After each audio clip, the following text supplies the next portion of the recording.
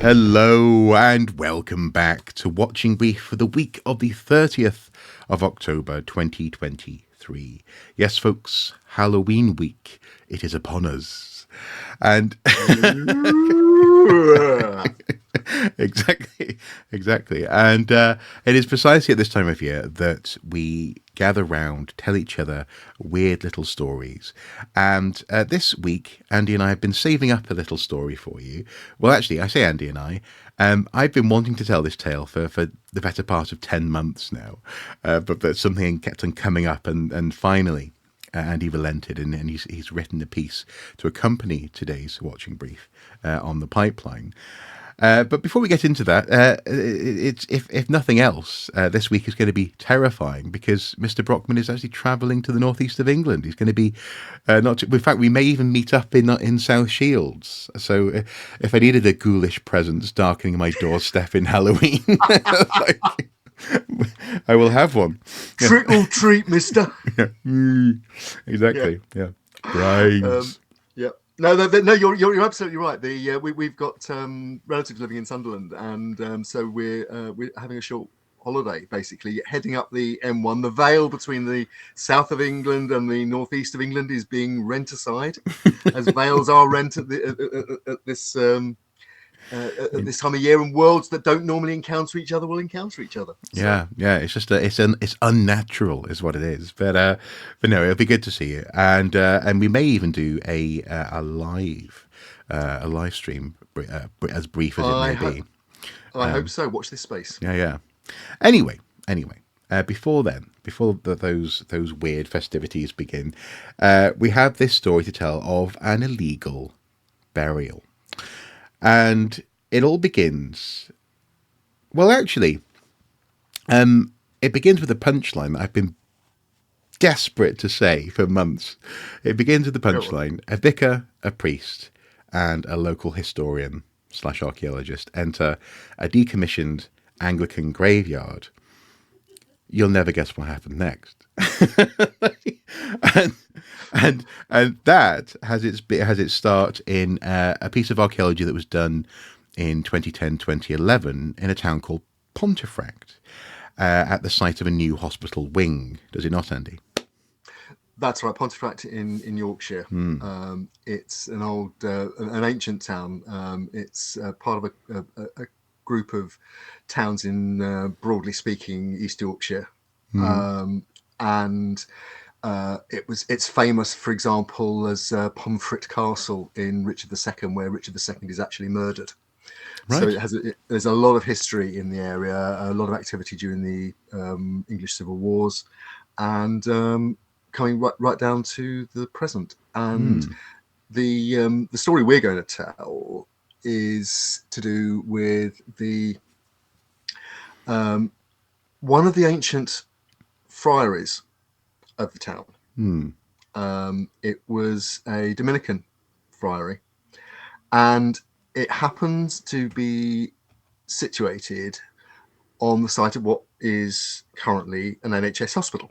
And in 2011, there was some work proposed at the hospital by the Mid Yorkshire Hospitals NHS Trust, which a number of local heritage bodies and archaeological societies, including the Pontefract and District Archaeological Society, who are our main protagonist here, were concerned that the archaeology would be damaged without a proper archaeological examination, which is sort of unusual because in normally in the UK, as we've talked about many times on Watching Brief, developers have to pay for archaeological surveys ahead of work being commissioned. Yeah. What appears to have happened here is that the NHS Trust was relying on a series of planning permissions which had already been granted, so it had a permitted development right effectively, and didn't commission any new work. So when it received a whole load of letters from PDAS and the local Archaeological Advisory Service and so on, they had a problem on their hands. Because what was being alleged was that the work which had been commissioned, and in fact they had a contractor in place, Balfour Beatty, it was alleged that the work that they were commissioning, which was grubbing out old foundations from an earlier hospital for a rebuild, and the levelling of some landscaping and terracing would damage archaeology potentially that was related to the Friary site, and particularly to the graveyard of the Friary site, which was also thought to contain early modern period burials, including of people who were buried there during the English Civil Wars. There was a lot of military activity in the area, and it was thought that, for example, soldiers were buried in the graveyard there. So there was an understandable concern that the archaeology might not be done and actually might be damaged. Was there any element of oh no, we didn't budget for this kind of thing in terms of human remains? You might say that. I couldn't possibly comment. Okay. What basically happened was that the NHS Trust and Balfour Beatty reconfigured the work so that instead of levelling terraces, areas were infilled instead. So there wasn't an excavation, and also planned work grubbing out foundations, which could also have damaged underlying archaeology. That was also stopped as well. Okay. So in the end, what was left was an area of the graveyard, or the suspected graveyard, which wasn't actually threatened by the development. And what, again, appears to have happened as a result of that was the West Yorkshire Archaeology Advisory Service put together a project design with the Pontefract and District Archaeological Society to undertake what's described in the project design as a community archaeology project on the site of the graveyard. Yeah, and this is doing that archaeology essentially with voluntary and enthusiastic local help. So I need to make clear here, actually, the Pontefract and District Archaeological Society, it's over 60 years old now. It was founded in 1957. It is one of the more active local societies in the UK at the moment. A lot of local societies don't do field work, but the PDAS does, and that's one of the reasons it was involved in this particular project. It also has some very eminent supporters. The president is the founder director of the York Archaeological Trust, Peter Adman CBE, one of Britain's most famous archaeologists. And people might, I mean, you know very well the Jorvik site, which happened on his watch in York. And its current vice president is Tony Wilmot, who's a senior archaeologist with Historic England. So it's a society with sort of some pretensions and reputation. And in fact, also to be absolutely fair to them, given what we're about to describe, the community archaeology project was led by a professional archaeologist who was supported by another one of the medical organisations that was connected with the redevelopment and the use of the site by the NHS. You say to be fair to them. But the headline that drew this story to my attention in, I think, February this year, this was published on the 15th of February, 2023, has the headline, Yorkshire amateur archaeologists landed with £3,000 bill for illegal burial of 700-year-old bones, with a follow-on of Yorkshire amateur archaeological group faced ruin after the discovery of 700-year-old bones, a career in ruins, yes. Which they mistakenly reburied illegally. So, how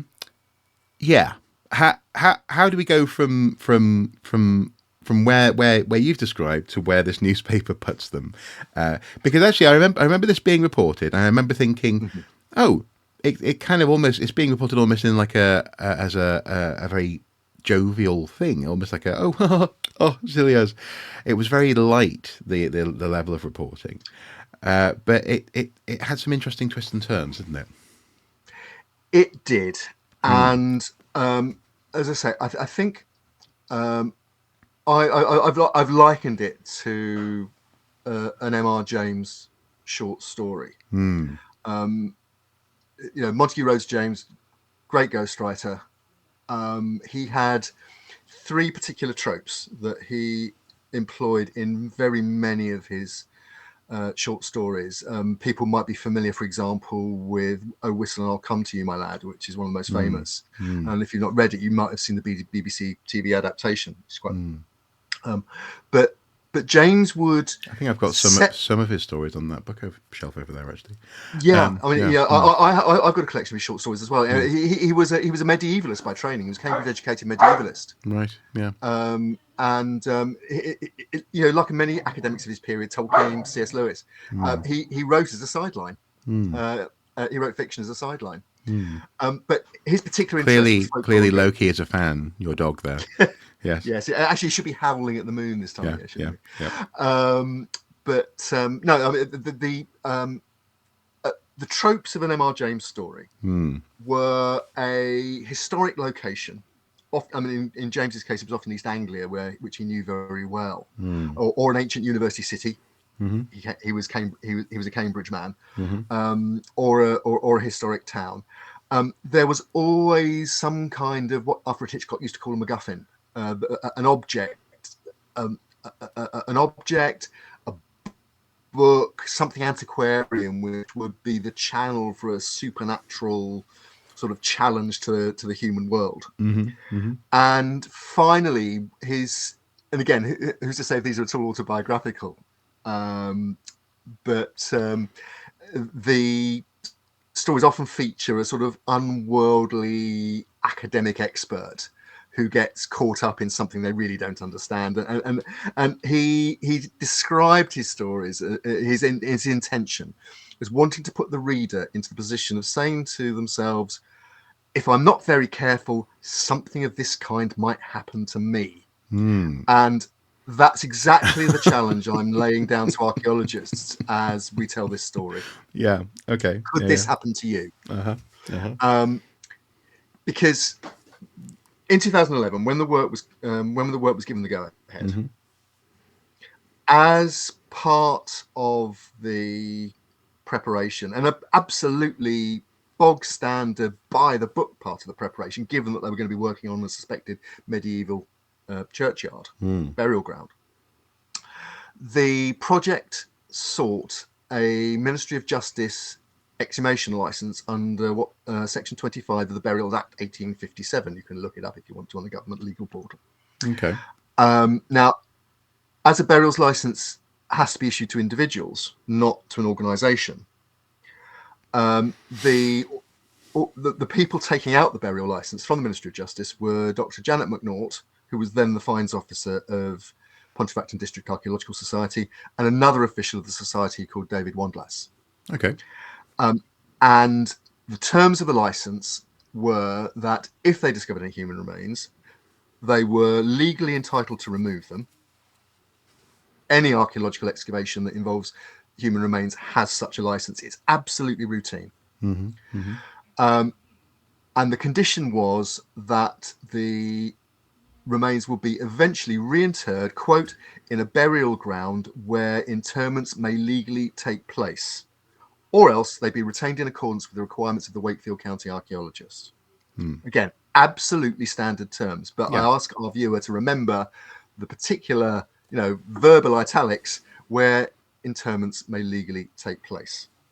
Yes. Now, originally they had to do this by the 31st of December 2013. The deadline was then extended by a year to the 31st of December 2014, and the court report, the court verdict of the Church of England Consistory Court, which is where I'm drawing this material primarily from. Yes. Yeah. Sorry, go on. Says that it believed Mr. Glenn Samuel, who's the Vice Chancellor of the Consistory Court for the Diocese of Leeds, who wrote the verdict, says that he believed that there was a further extension that was put in place, which would take it through into 2015. And in fact, one of the reasons for the delay may have been that the PDAS, Dr. McNaught and her colleagues, were trying to work out where these remains might go, but there was no record of that. Now, no record being found is something that is, shall we say, a trope within this particular story. Now, I should also say that Dr. McNaught, Dr. Janet McNaught, is a radiographer by profession, but she has a PhD in an aspect of archaeological osteology that was granted by Durham University. So she's not an amateur in that respect. She's a professional medical person with expertise in archaeological osteology. Yeah.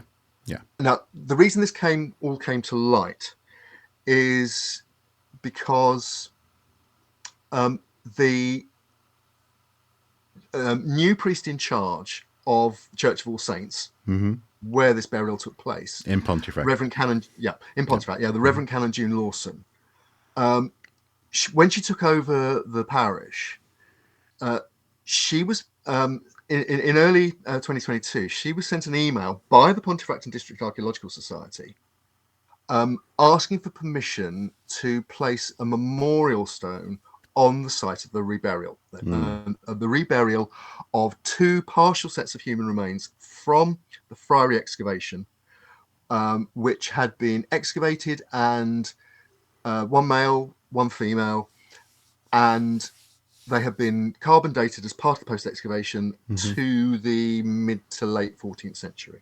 Okay. So Reverend Canon Lawson is faced with this email, and it's the first she knows about it. She checks the church records and discovers that none of the expected registers have anything at all about this particular burial. No. And she knows Yeah.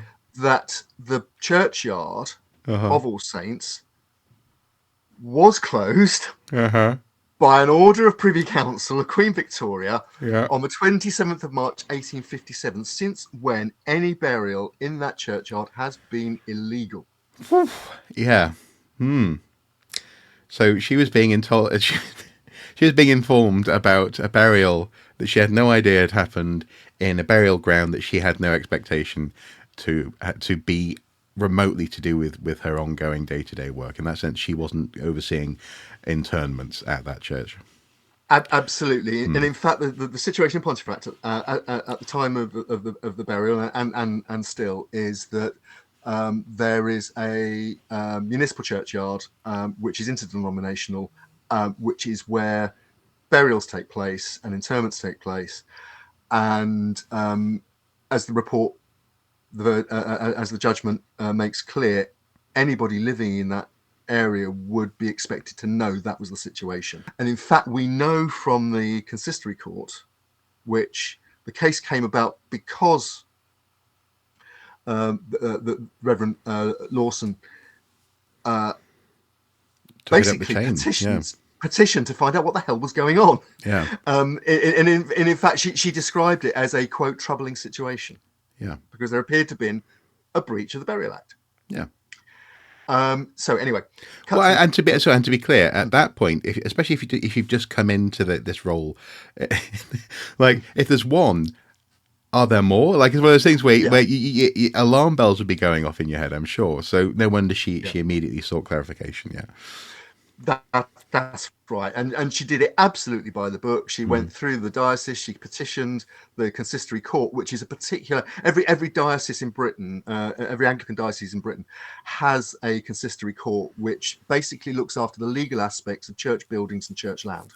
That's one of it. That's its main job in the 21st century. They used to do lots of other things, including disciplining priests and things like that. But primarily now it's things around church estate, basically. And that's why the vice chancellor of the diocese, Glyn Samuel, was put in charge of the investigation, which is a legal investigation and in fact has legal powers. And the illegal burial under the Burials Act 1853 could, if the individuals were found guilty, could result in not just legal costs but also a fine. Okay, So right. it is a criminal it is a criminal situation that the PDAS now found itself in. Although it's called the Consistory Court, there wasn't a court hearing. It was basically an investigation carried out by questionnaire and written submission. Yeah. And that was done. So a fact-finding exercise. It was a fact find. Yes, Yeah. yes, exactly that. It's to find out what happened and why. And Miss Samuel said quite clearly again in the judgment that this was done to save on costs and to treat the situation proportionately and fairly. Okay. Yeah. Now, so there's no adversarial proceedings. There's no cross-examination of witnesses. No. But even so, it's pretty clear from the narrative that he lays out from the written submissions of the various witnesses what actually appears to have happened. What appears to have happened is that PDAS had this burial license. They had a condition which they had to fulfill. The skeletal remains of these two people, one male, one female, have been carbon dated, presumably, and recorded. So there was, and the decision was that they were going to be reburied, reinterred. Where to do it? You can't do it back at the hospital where they were originally buried because that's a development site. Yeah. So apparently there were some negotiations with the Roman Catholic diocese because pre-Reformation, these two people would have been practicing Catholics. They would have expected some sort of Catholic. Yes, and also just to be clear for folks at home who that might not be the case, they were found on the grounds of a friary. We should reiterate that. So, yeah, yes, we can and because they were clearly carbon dated to before Henry VIII's Reformation. Yeah. There's no question that they would have grown up in a Catholic environment. Yeah, and would have, and they and the people who buried them would have expected to follow a Catholic liturgy. Yeah. The Catholic diocese said they couldn't bury them on Catholic church premises because they didn't have a Catholic churchyard. They used the municipal churchyard like everybody else, just the Catholic section. So they politely declined to take the matter on. Accede to the request, take the matter on. Absolutely. So what next to do? Now, what appears to have happened is that a junior member of the clergy at All Saints, called the Reverend Harry Merrick, appears to have been known to WDAS and was clearly part of the local church community because he reached out to a Catholic priest, Father Simon Lodge, from a nearby Catholic church. And the upshot of this was that at the suggestion of Dr. McNaught, that the remains were buried in the site of a 2006 excavation trench in the churchyard of All Saints. And the brief ceremony was officiated by the Reverend Merrick and Father Lodge, and in fact, Lodge and that Father Lodge is Catholic. That's right. Yes. Right. Okay. Yeah. And in fact, he said part of the Catholic liturgy. He said an Our Father in Latin and a Hail Mary and a Glory Be. Our Catholic viewers will understand what those are. For the deceased, it only took a few minutes. There's no bells and whistles and smells. No. It's a very simple service, but service it was. And just to reiterate, in the grounds of an Anglican church, in a decommissioned burial ground, even though it was in an archaeological trench, presumably because that ground had already been disturbed. That's right. Okay. Okay. Right. Yeah. Okay. And after that service, on the that brief ceremony on the 27th of March, in March 2015, there nothing happened for nearly 5 years. And then say it is only when the Archaeological Society raises the money for a memorial stone, and Canon Lawson, the new priest in charge, is asked, can they install it, that the whole thing becomes public. Whew. Okay, yeah. Now, okay. The thing is, and we've talked about this. Andy and I have talked about this.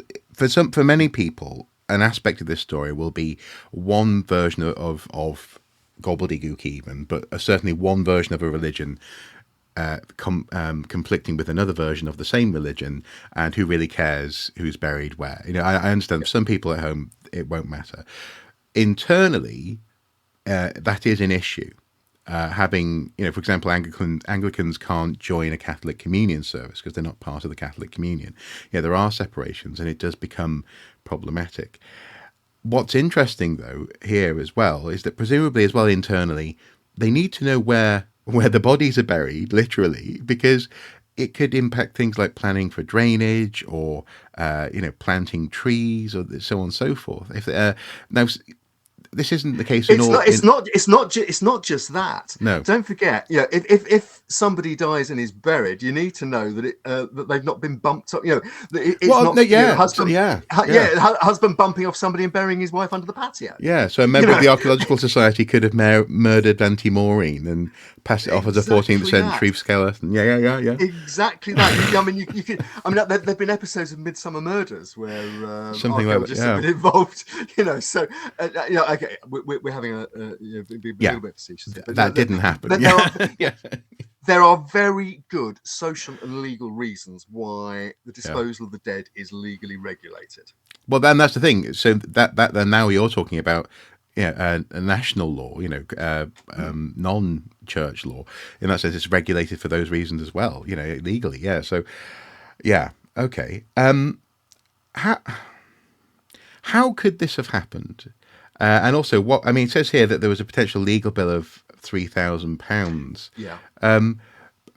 We can come to that, I guess, towards the end. But I'm curious here about, as an archaeologist, and knowing that this society has a great reputation, and knowing that people had signed on as being essentially responsible for making sure that the license to excavate human remains was respected, and in that sense, the remains were looked after properly, and the whole thing was enacted properly. How could this have happened? How does this sort of thing happen?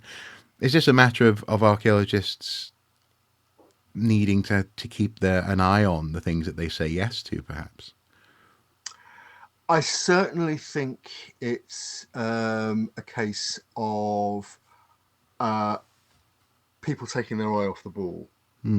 What appears to have happened, and as I say, Mr. Samuel's judgment is pretty clear that while there is blame, for want of a better word, attached to the PDAS and the two officers of PDAS who took out the burial license, the principal fault lay with the Reverend Harry Merrick, who massively overstepped his authority. He didn't refer to the priest in charge, let alone the diocese. And this was the current priest predecessor, I take it. That's right. Yes, the current vicar's predecessor. Yeah, who again told the consistory court that he had no knowledge of it whatsoever, and in fact, had the Reverend Merrick gone to him and said, "Can I do this?" He would have said, "Absolutely not." No. Yeah.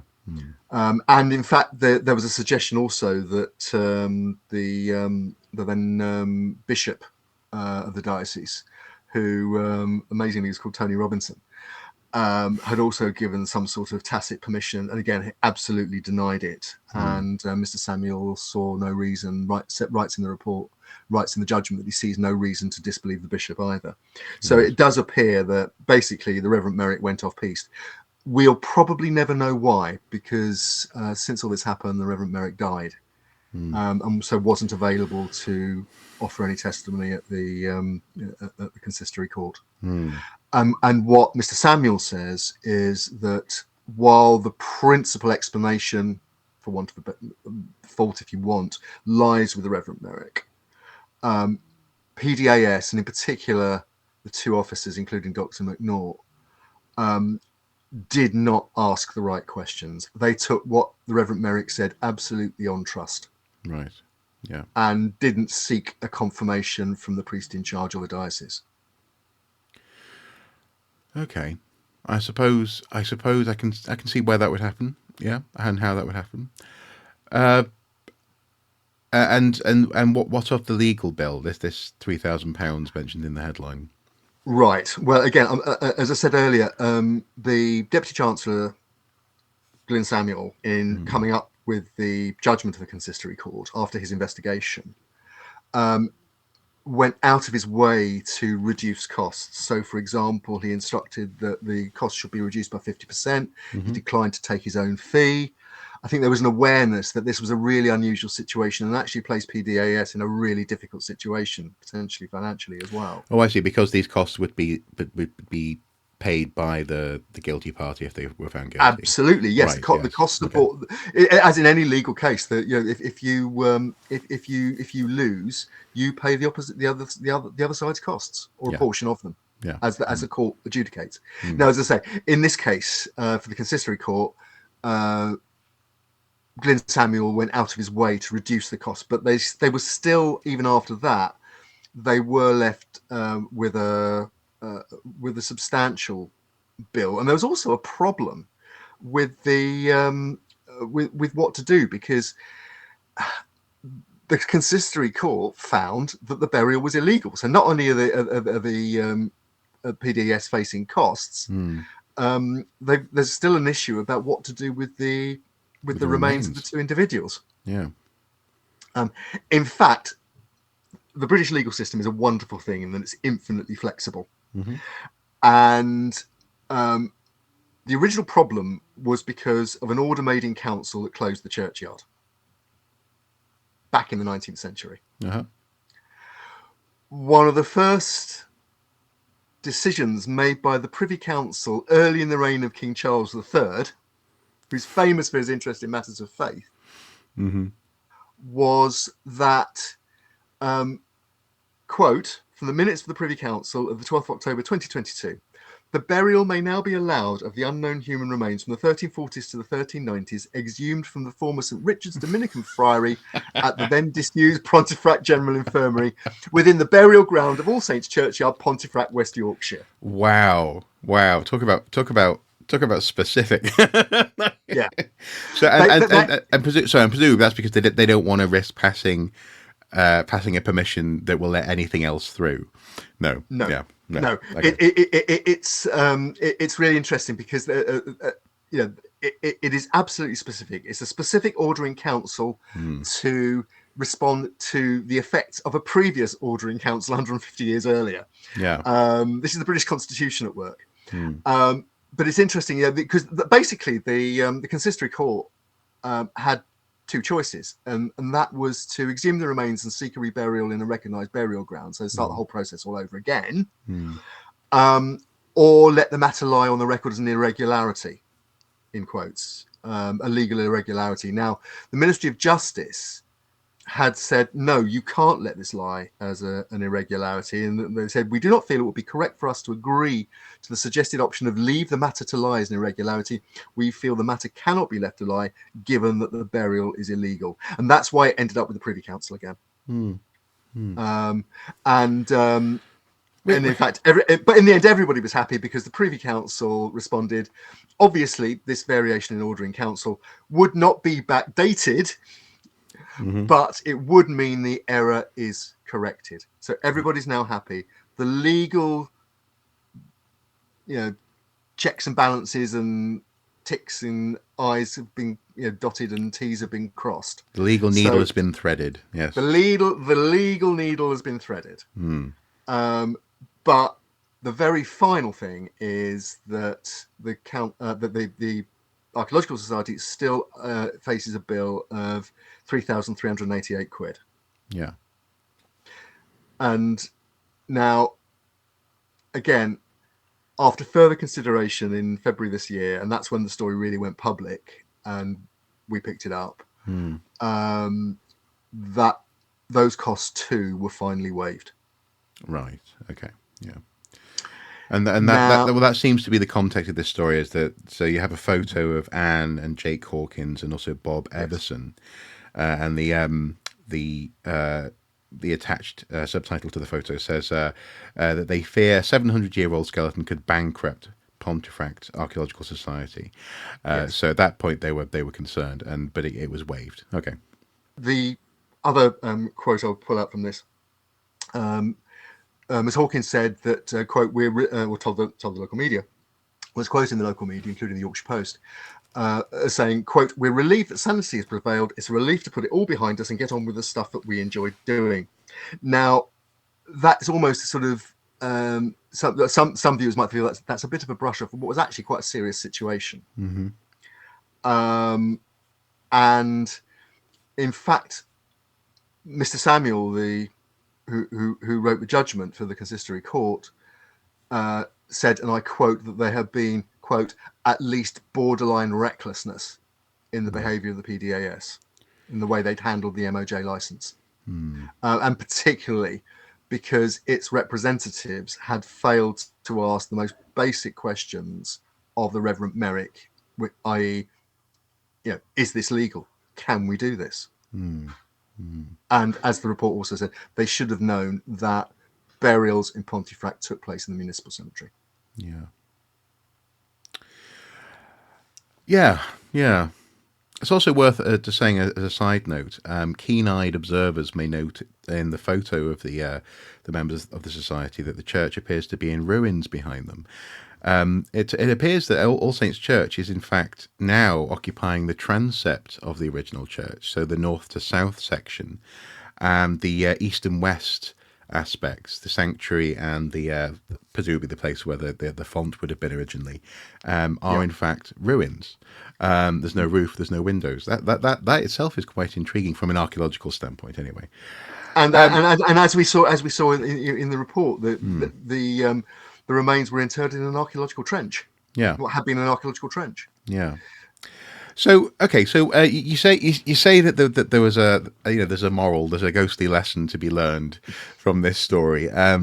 What really should archaeologists be taking away from this? Because obviously, if this society can get it wrong, as you say, they have some very notable members and heads of the society. What should we be keeping an eye out for in these sorts of situations? That something that's absolutely routine in archaeology, an MOJ license, a Ministry of Justice burial exhumation license, is not something to be taken lightly. No. It ethically, as archaeologists, we have a duty to respect and treat properly the remains of our predecessors on this planet. And as we explained earlier, this is also hedged around with legal requirements. So, for example, if you're doing a greenfield excavation, no expectation of it being a former burial ground, and you come across human remains, the first thing you do is call the local police and coroner. That's absolutely standard. And just to be clear for folks at home, that's because they need to establish whether or not the remains are from a recent crime, but also as well, it's linked with the very reason that the Ministry of Justice couldn't let this lie as an irregularity. Knowing where bodies are and what bodies were there for is a matter of justice, and it's a matter of respect. I suppose one thing that has surprised me here a little bit is because going off how your wonderful dog is clearly again enjoying our tale. What surprises me here is that often colleagues will talk about getting these sorts of licenses for exhumation almost as a matter of formality. It is, but it's a matter of formality in so much as your intent is to do right by these remains and to treat them properly. But also, there's clearly there's a stick at the back end of that, in so much as you're putting your name down on something that you're going to be legally responsible for, something that you can be held accountable for, isn't it? Absolutely. I mean, obviously, this is a remarkable case, and it's so Mm. remarkable that we've taken an entire watching brief to talk about it. Practically an I entire can't. bloody year. But anyway. Well, we've been thinking about it for the entire year, but again, I think it's, at a time of year when we remember, we celebrate, we observe, possibly one of our oldest cultural events, cultural proceedings, which is our relationship and commemoration and memorialization of the dead. It's an appropriate time to talk about it. Yeah. And maybe to remind archaeologists that what we do can have really strong legally enforceable requirements that we need to be fully aware of and fully across. Now, you could argue that maybe the Ministry of Justice is a bit too hands-off on this and should maybe either check itself that burial licenses are properly fulfilled, or give that job in a situation with when it's given to an archaeological unit, to the county archaeologist or something like that, to ensure that the work, the homework's marked, basically. I'm sure the county archaeologist would really thank you for that, Andy. Yes. But you're right. You're right. It's happened once. It could happen again. How to stop it happening again? Because basically, okay, the whole thing was handled with, I think, great sensitivity by Mr. Samuel and the Consistory court. And